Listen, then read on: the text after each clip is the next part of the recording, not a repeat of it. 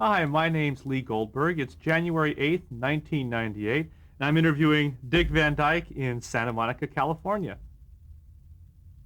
Morning. Now, what's your full name? Is it Dick Van Dyke? My full name is Richard Wayne Van Dyke. And Van Dyke was your original name? You didn't change it from No, something that's my else? original name, and Wayne is a middle name that's been handed down several generations. I have a father who had a middle name Wayne, and a son and a grandson. Wow. Any nicknames like Spunky or Sport or... No, none that I can say in public. When were you born? I was born December 13th, 1925, during the Coolidge administration. Here? No, I was born in Danville. No, actually, I was born in West Plains, Missouri. West Plains, Missouri. But I was actually raised, and my family came from Danville, Illinois. And what did your parents do? My father worked for the Sunshine Biscuit Company. He was a salesman on the road. He was the real Willie Loman with two sons. And what moved you to Danville? Well, that was where my dad was really from. Yeah, I think we were on the road when I was born or something like that. And what sort of influence did your dad have on you? Was he a flamboyant, outgoing sort of person? Yes, he was. My dad was a very funny man, and my mother was a very funny person, too. As a matter of fact, between my brother and my mother and my father and me, I was the least funny of them all. Now, I imagine being a salesman takes a certain amount of acting skill and persuasiveness. Is that where you got your interest in performing? Yeah, well, my father never was a performer, but he should have been in show business. He was a very funny man, very quick-witted, very good telling jokes, so he was a good salesman for that reason. But he could have been in show business, and my mother could have been an actress, too. She was also very, very funny in another way. So we laughed a lot, even though it was during the Depression. No, it seemed you should have ended up a salesman. How did you get steered into acting and comedy and performance? I don't know. I got interested in it in high school. It turned out one year I couldn't go out for the track team because I had supposedly a heart condition, which the United States Air Force found out later that I didn't have. So I got interested in doing shows, and I sang in the a cappella choir. I appeared in all the musicals and all the plays and everything. I got tall quickly, so I was taller than the leading ladies, and I had a voice that could be heard at the back of the auditorium. So I was a shoo-in for the parts. No, was Jerry also acting, your brother? No, he didn't do anything in high school. He was an athlete. He was a swimmer and a basketball player. So did you know right away then that's the career goal you wanted to pursue? It was one that I dreamed of pursuing, but back in those days, it was just too far away. It was an impossible dream to think of ever actually going into show business. There was no television, so you had a choice between vaudeville and movies, I think. And I didn't really think it would ever happen. Did your father discourage you from this? Did he say, you got to get a real vocation? No, my mother and father, God bless them, left me alone to make my own choices. Were they pleased with what you're doing? Did they come see you perform and Oh, laugh? sure. They were very, very proud of me right from the very beginning. Now, didn't you get involved in radio while you were in Danville? Yes, I did. During World War II, I was about 16, and it turned out that in our little CBS outlet there, most of the announcers were getting drafted, and they put an ad in the paper for part-time announcers. So I went down, auditioned, and got the job. So I was a disc jockey and a newsman at the age of 16. Did you find that all inhibiting? I mean, it seems you were singing and dancing in high school. Was this restraining for you to not be able to tell jokes and Well, I was a disc jockey, and I had a late-night disc jockey show, so I was able to do some jokes. But I kind of enjoyed the profession. I made less than the bag boys at the market, but it was a glamorous job, you know. Were you confident in your performing skills even then? I mean, did you know you were funny and entertaining? Yeah, I was kind of the school idiot. I was the guy that clowned all the time. I really was not that gregarious, but I think it was my way of relating to people. So you were shy, and the way you dealt with it was by being funny, outgoing. Now, you were in the radio station for how long doing this? I was there at the radio station until I myself went into service. And I went into Air Force pilot training. But the war was winding down at that time. And they finally washed all the pilots out because they didn't need any more. And I got into special services, performing with a show. So I got some more experience. Now, at this time, were there any performers you were emulating or that you looked up to that were an influence on you? Well, when I was a kid, I loved all of the great physical comedians. To this day, I'm a Laurel and Hardy fan. As I look back at the things, even today, that relationship that they developed is unlike any other comedy team that ever existed. I loved Chaplin, I loved Buster Keaton, and all the great silent film comedians. So did you try to emulate them even then? Were you doing their shtick in Oh, school? yes. Yes. As a matter of fact, years later, in the early 60s, I got to meet Stan Laurel, and he said, "You've been stealing my stuff." I said, "Yes, I have, Mr. Laurel." You do a very good impersonation, though, of Stan Laurel. Well, I got to be around him some in his later life, when he was about my age, as a matter of fact. So I got to really listen to those inflections.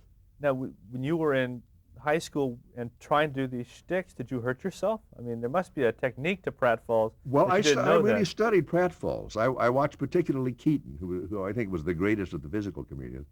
I learned how to tuck and roll and protect myself, so I rarely ever hurt myself. Is that where you perfected tripping over the ottoman and? No, I think I perfected that on the Dick Van Dyke Show. Now, you mentioned you were drafted. You worked on a program called Flight Time. What was that? That was just a radio show. That was out of one of the many places I was stationed in Texas. They needed an announcer for a weekly radio show with the Army band and that kind of thing. And I auditioned and got that job too. Sounds pretty cushy. Did you ever see any action or anything? Nope.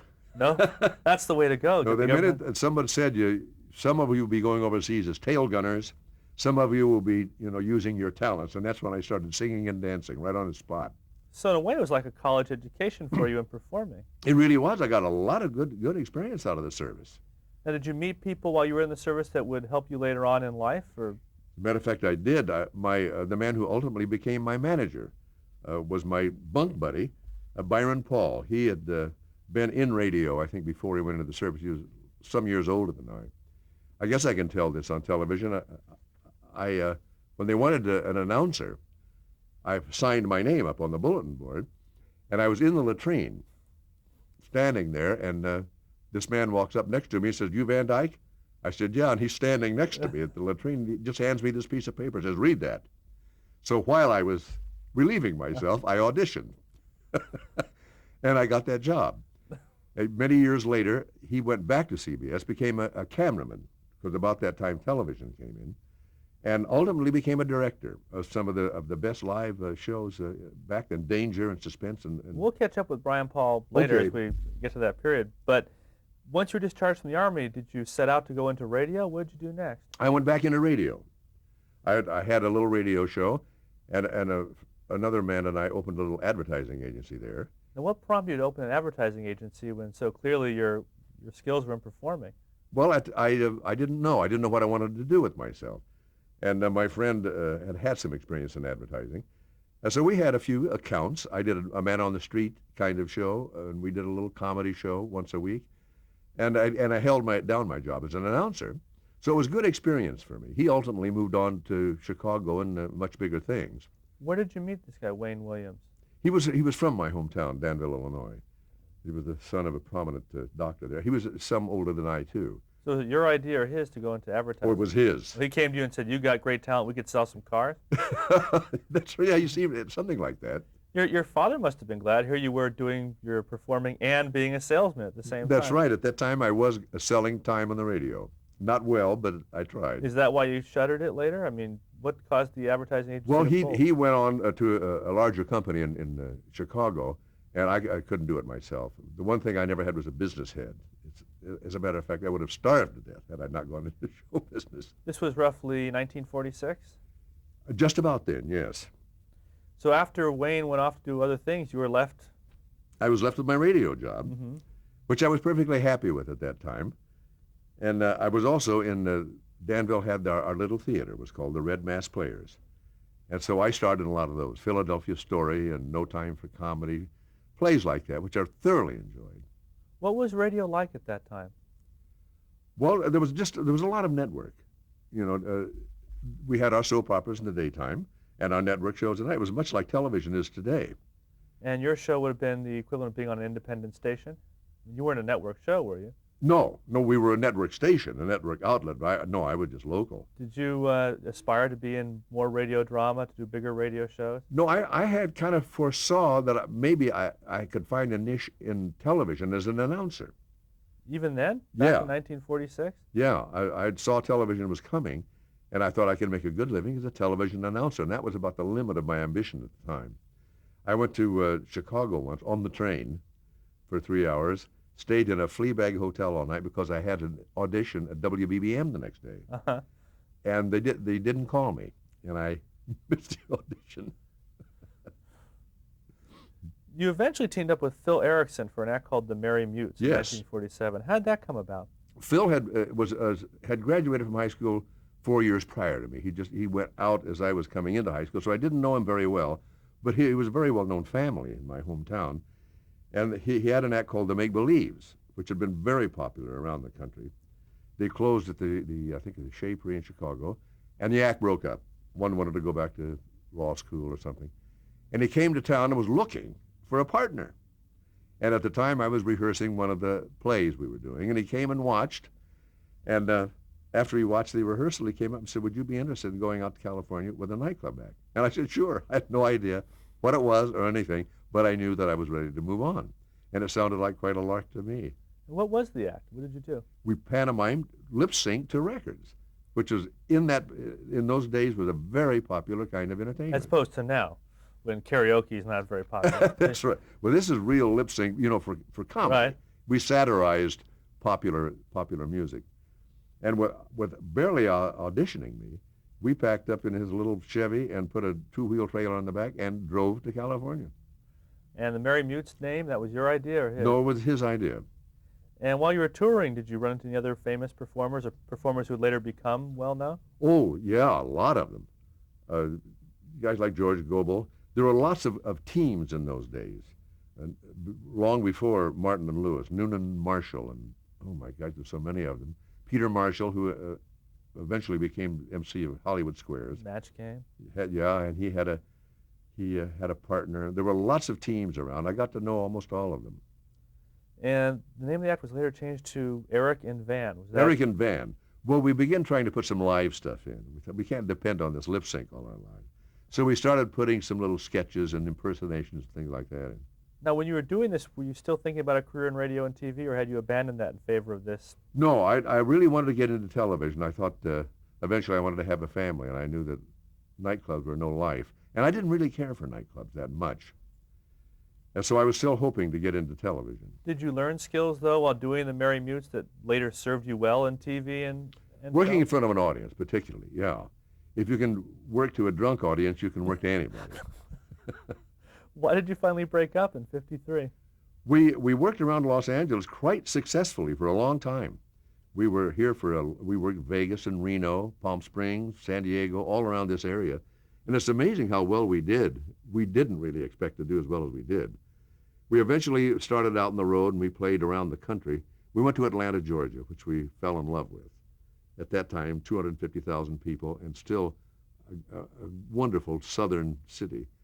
So we started having kids, bought houses on the GI Bill, and settled down there and began casting around for some way to make a living without being on the road. We did play Miami, New York, Blue Angel in New York we played. Even then, though, wasn't the heart of the entertainment industry in New York and Los Angeles? Oh, sure. So it was a risk settling in Atlanta. It was a risk, but we did all right. And eventually I had my two sons were born there, and I got a job at a local television station.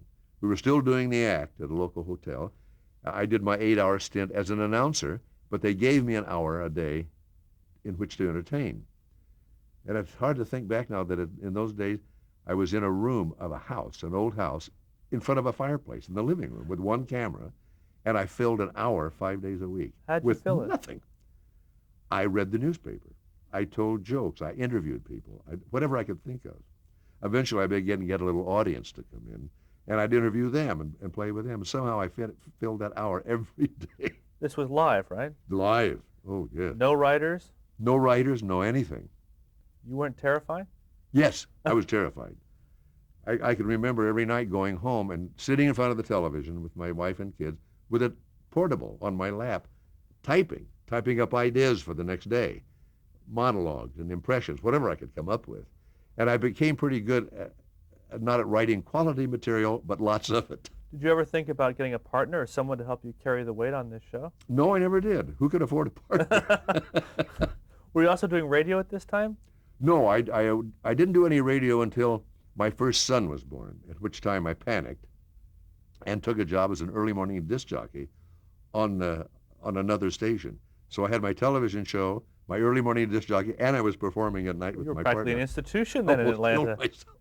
Were these comedy shows? Were you on TV? Were you doing the pantomimes and the pratfalls? Yes, we and were. singing and Yeah. dancing? And for a while, my partner and I did a show together, an hour a day, which we wrote ourselves. Tough sledding. Oh, But yeah. we didn't think anything of it in those days. It's odd. Did people pay attention to it? Did it get pressed? Did it get We noticed? did very, very well. We did very well. And eventually, I went to New Orleans. I was offered a job down there with, they said, a writer, which didn't turn out to do that well, and I didn't get any more money. But they tell me that in that market, I was beating Arthur Godfrey, who was very hot property in those days, and I got the attention of the network.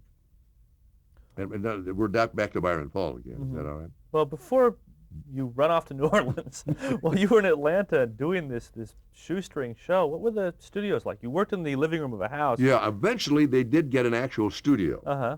They bought a building, and we moved into a real studio where we had 2 cameras. Oh, that was big time. Yeah. So you had, the show was called what? The Mary Mutes Show? Oh, a number of different things. I think I had one called The Music Shop, then it was The Mary Mute Show, and then it was The Dick Van Dyke Show, and I can't remember all the names. What happened to Phil Erickson?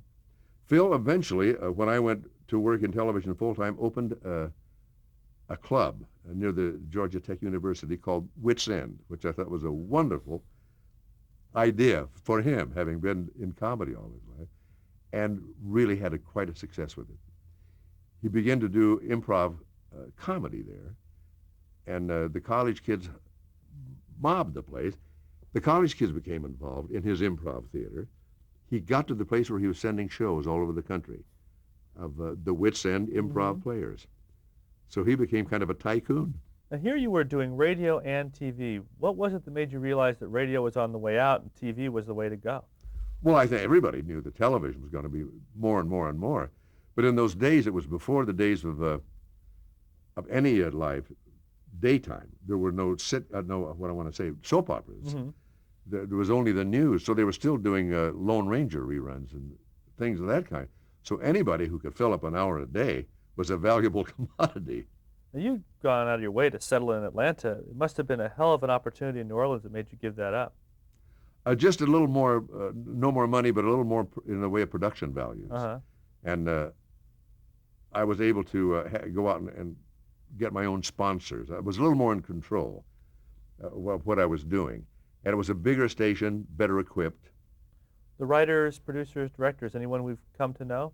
No, I don't believe there's anybody down there that you would know of outside of me. And how long did you do that? I was only there 6 months. Why only 6 months? Because my friend Byron Paul from called. the Air Force, Byron Paul, had gone to the network and said, there's this kid that I think is very talented. And he said, if you will audition him and you don't hire him, I'll pay all the costs. Had you kept in contact with him all Yes, those I years? had. And how'd the audition go? What sort of audition was it? It was, at that time, there were a lot of 15-minute shows around dinner time. I think Perry Como had one, and Jane Froman had a 15-minute show in front of an audience around dinner time, 7, I guess. They simply asked, I flew to New York, and they asked the audience to please stay, that a young man was going to come out and entertain them. So I did, using some of the material I had written for myself on local television. How different was that experience than what you were doing in New Orleans? Was the equipment very different? The way they made the shows Oh, different? sure, everything was much more set, lights and people and directors and floor directors, which I didn't know what that was. Was it intimidating for you? Oh, I almost had a heart attack. I was so frightened. Because at that time I had 3 children, and a lot was riding on it. I would have been perfectly happy to stay in New Orleans and live, but this was a really big break for me. Was it also strange giving up the kind of control you'd had over your own career? I mean, in New Orleans and Atlanta, you wrote your own material, you directed your own shows, you were a one-man band. Here you're No, gonna I didn't get that much kick out of it. No, having help was nice, and the audience seemed to like it. So They seemed to enjoy they it. immediately hired you? I went into a meeting the next morning, and he offered me a 7-year contract, and I was totally speechless, unable to speak. And Byron Paul was sitting next to me and just went, say yes. This is 1955? 55. Was the Yeah. contract really lucrative? And for me, it was more money than I had ever heard of. I think I started out the first year on a retainer that was double what I'd been making. I remember my wife and I walked down Fifth Avenue and just bought each other things. How did it feel to be in New York at that time? Oh, it was very exciting. Oh my God, it was exciting. I couldn't believe I was there. Well, can you describe some of the energy and what the industry was like in New York when you were there? Well, it was the day of Madison Avenue. Mm-hmm. You know, that was it. CBS was at 485 Madison Avenue. Everybody had executive haircuts and the Brooks Brothers suits. It was that era. Very exciting time. The time of the hucksters. Did you feel like you were at the beginning of something big? I mean, did you sense that you were on the edge of a television revolution? No, I didn't know what was going to happen. I couldn't have foreseen videotape, for that matter. Mm-hmm. Everything was live. Everything was live in those days. And the audiences were how big? I mean, you were on the network at the time, right, with this show? I was on the network, and the first thing they did was put me in as anchor on the CBS morning show from 7 to 10 every morning. Of all places to put me, I was not really a good newsman. My newsman was Walter Cronkite, as a matter of fact. Can you believe that? So what did you do? You introduced guests and... I interviewed people, introduced guests, did the weather, introduced Walter. It was just, I had no sidekick at the time. It was just me. Wasn't this underusing your talents? I mean, did you get to do any performing or comedy or singing or... I started out on the show telling fairy tales. They gave me a 5-minute spot in which I would come on the air and draw cartoons and tell fairy tales. And I, to this day, have a large collection of fairy tales from all over the world. So what was the format of the show? You'd start with a fairy tale, do an interview? Originally it was, who was it? John Henry Falk, who wrote Fear on Trial, the man who, he eventually was taken off the air. I didn't realize at the time because he was blacklisted and I was the punk kid who replaced him. But he was the anchor man and I was simply the storyteller for 5 minutes a day. And then when John Henry left, they gave me the show. It was a kind of a misuse of my abilities because I wasn't that good at interviewing. I was 29 at the time and a little green. How did you feel about the blacklist giving you that opportunity? I mean, was the blacklist pervasive in your life at that time? I knew of it. We knew about the McCarthy thing in those days, but I didn't know the John Henry Falk story. Only later when I read his book did I realize what was happening to him at that time. I would have felt badly had I known, but I didn't really know. Did you have other friends who were being impacted by the blacklist? Or? No, all of my friends were, very young and not, I only read about it. So it really wasn't a big impact in your career? You didn't sense me it all around personally, you? no. It wasn't pervasive? No. So what are some of the challenges of doing this show? I understand Merv Griffin was a regular for one. At the very beginning, Merv we had a singer and a girl singer. Merv was and Sandy, I can't remember her name. As a matter of fact, the first day I rented a house out on Long Island. I had to leave home at 6 to be at 5 to be there for 6 o'clock rehearsal for 7 o'clock air. Got in my car, turned on the ignition, and smoke came out. The electrical system burned up. So I'm new to New York. I grab a cab to the train station, get on this train station, and I go right past the New York stop all the way to the end of the line in Brooklyn. I'm lost. I don't know where I am. When I got there, the show had been on the air for 40 minutes. And Merv was there and did a brilliant job, as he later turned out to be the best at that. I almost lost my job because I was never as good as Merv. What was the television community like at that time? Was it a very close-knit, small community? Did you know folks doing other shows? Did you visit other shows? Well, strangely enough, in those days, Grand Central Station had some lofts way up high, several stories up above the Grand Central, lobby. And CBS was using those for studios because they had no studios. And Captain Kangaroo was next door to me. He premiered almost the same time I did. And that's where we went to do that show. You must have had a certain jealousy. You would have been much more suited for Captain Kangaroo than reading the news. I thought so at the time. As it turned out, he was pretty good. Yeah, he wasn't bad. He lasted a little while. Bob was great. No, but I thought that's what I should be doing, really. What was CBS like at the time? How much influence were they exerting on what you were doing and what the show was doing? At the time, I don't think I ever saw an executive around the studio. They pretty much let that show go because they had Cronkite, and it was and had Charlie Collingwood, all the news staff was tremendous. I was the weak link in the show. But apparently they liked you because they kept you around. They kept me around for a while. I didn't actually live out my 7-year contract. They let me go after 3 years. Well, before we 2 get years to, after that, I was back with the Dick Van Dyke Show. They could have had me for peanuts. and even now you're with them, but that's another story. Yeah, I go back a long way. But you know, in those days of Bill Paley, it was a bunch of gentlemen, true gentlemen, who ran that network. It was, as they say, the Tiffany network, and it really was. I was so impressed with everyone. What was it that impressed you? What made it Tiffany as opposed to the other networks? Well, it was long before the days of the kind of hype we see now. And those men put things on the air that they believed in instinctively. There was no demographics, and ratings were really not highly developed as a science either. They put on the air what they believed in, and they stuck with it. There was no such thing as taking a show off after 3 or 4 shows. They gave you a season anyway, if they really believed in you. And that's why it was the Tiffany network. Now, you know, I don't think an executive looks up from his numbers. Other networks weren't doing that at the time? I don't think as much. Of course, when Pat Weaver came to NBC, there was a big creative change then. But at the time, I think CBS was really the one who was the most creative. So you were keeping a close eye on things even then. Were you trying to chart a career path for yourself? I mean, you must have known the morning show was not going to be the rest of your life. That was not my thing. I did a couple of pilots during that period. I did an hour variety show pilot with Peter Gennaro and Ruth Price, which I thought was very good, but the network said it doesn't look good enough. Our production values, we didn't spend any money.